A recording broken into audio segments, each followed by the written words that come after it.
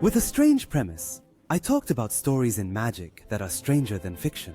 The only premise that tells about two stories similar to what happened during the era of our master Moses. Were the pharaohs influenced by the prophets in the stories that I am telling now? A story of strange events that occurred during the reign of the most important king in ancient Egypt, King Khufu. What is the story of Westkar ground and how was it discovered? Why were archaeologists so surprised by its content? This is what we will learn about in our file today. But before we start, I would very much like you to go and like the video so that it spreads to the largest number of people. And without much hope, Iyada Abdelmonsef from your channel has thorny files with you.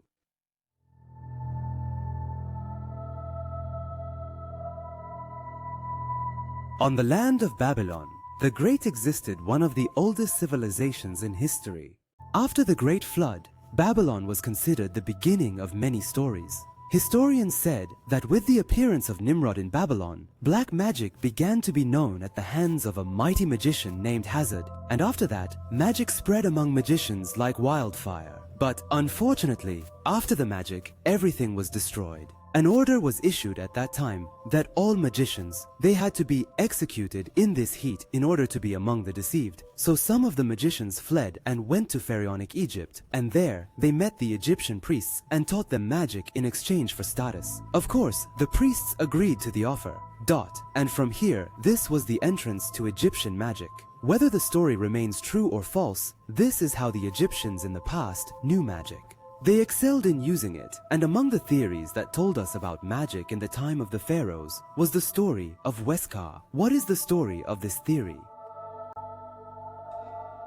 In the year 1824, a British adventurer named Henry Westkar was in Egypt, and while he was there, he found a strange papyrus consisting of 12 scrolls. The papyrus is considered one of the most important pieces of Egyptian literature because it tells us about the beginnings of magic in Egypt in the form of traceable stories. The important thing is that the papyrus was used illegally, and he was the one who bought it. The famous Egyptologist Karl Lepsius in the year 1839. But Lepsius was unable to translate the papyrus accurately until it was translated by the German scientist Adolf Ehrmann in the year 1890. From the handwriting of the papyrus, Ehrmann understood that its writing dates back to the era of the Hyksos occupation of Egypt. But the stories written in the papyrus tell of an era. It belongs to the Hyksos era, which is the era of King Khufu. And of course you are excited now to know what is inside the papyrus. I will tell you, sir.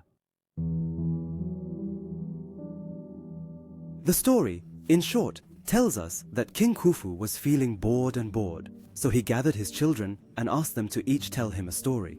This feeling of boredom might go away, and in fact, the princes began telling him very many stories that talked about magic and that the oldest magicians were able to do supernatural things, and the number of stories that were told. There were 5 stories about the king, but what we were able to collect are only 3 stories, and let us tell them. The first story was told by King Khafra to his father, King Khufu, and this story is supposed to have happened during the time of King Nabka in the 3rd dynasty, meaning 2 years before the era of King Khufu, and it was said that King Nabka was going on a regular visit to a temple, Ptah in Memphis, and the high priestess in the temple at that time was named Waibona, and the priest Dut was a transgressor who betrayed him. She was in a relationship with a young man from the city, and they were meeting in a country house belonging to her husband, the priest, and after they were committing indecency with each other, the young man would go down into a lake next to the house to wash in it. And the situation remained as it was until the priest knew what his wife had done, and from here, he decided to take revenge.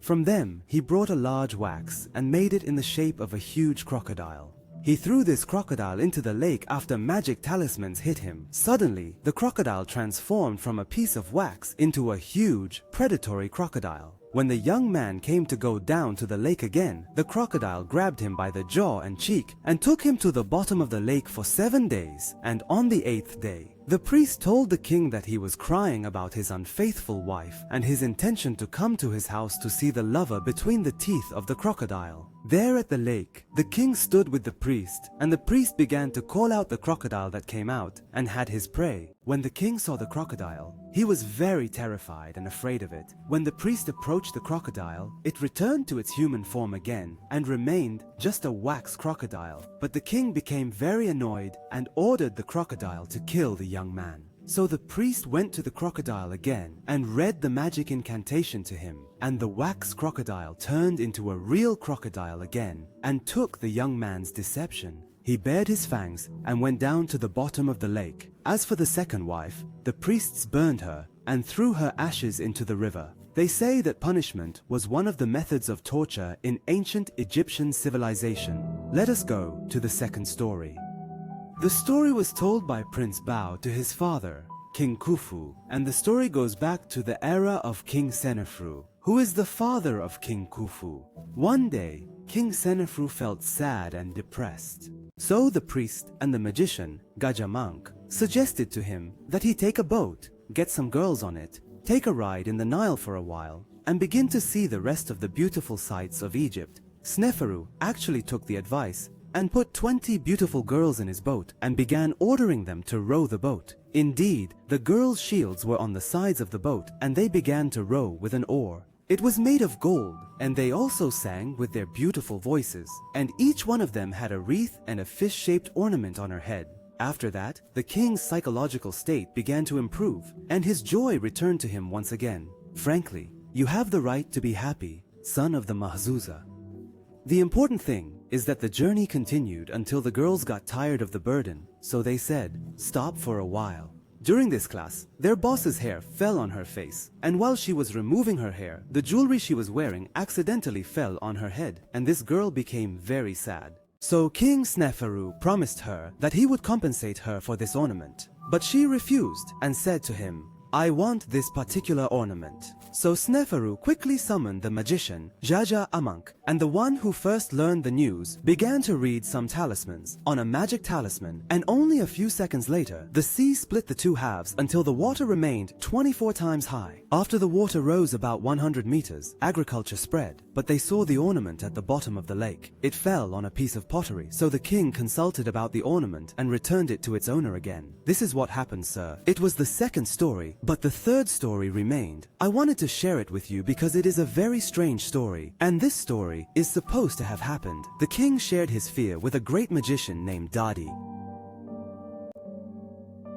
The papyrus tells us that Prince Jedef-Hur told Abu Khufu one day about a very great magician named Didi. This magician was 120 years old at the time, and he ate about 500 loaves of bread a day.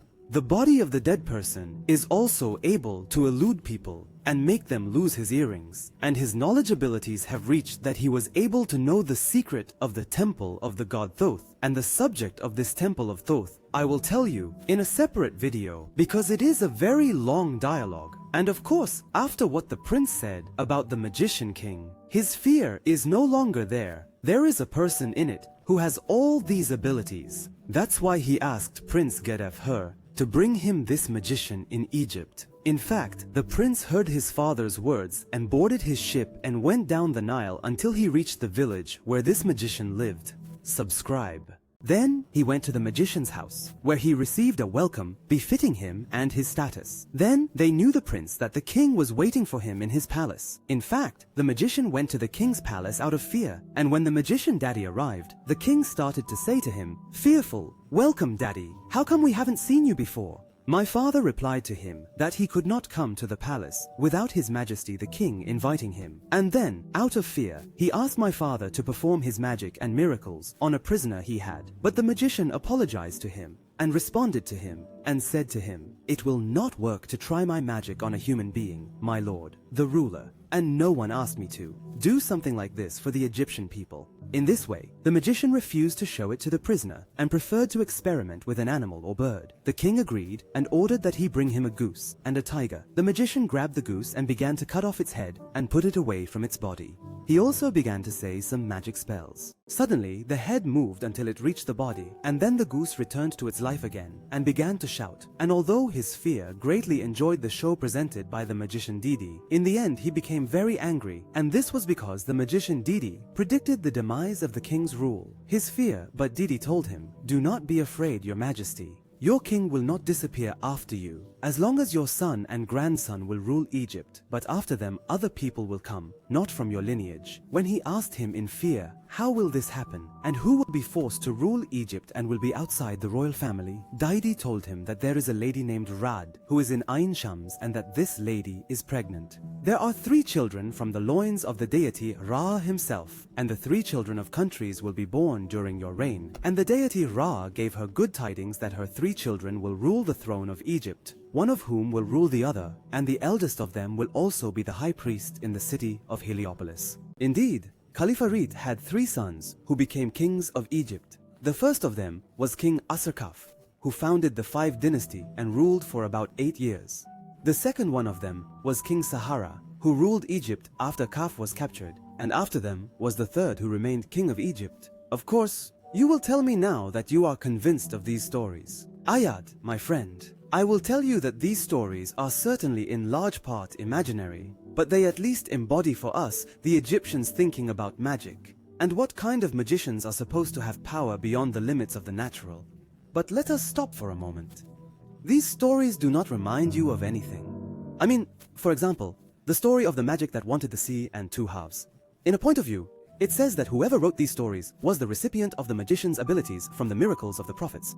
Although, of course, there is a very big difference between magic and the miracles of the prophet. For example, in the first story, we will find that the magician was able to transform a piece of wax into a real statue. And this is exactly the same as what happened with our master Moses when he was in a confrontation with the desert of Pharaoh, and our Lord Almighty ordered him to throw his staff, and it turned into a snake. Until here, our episodes will be over. If you would like, we will make another episode and teach you more about the magician in the time of the pharaohs. If you want, write to me in the comments.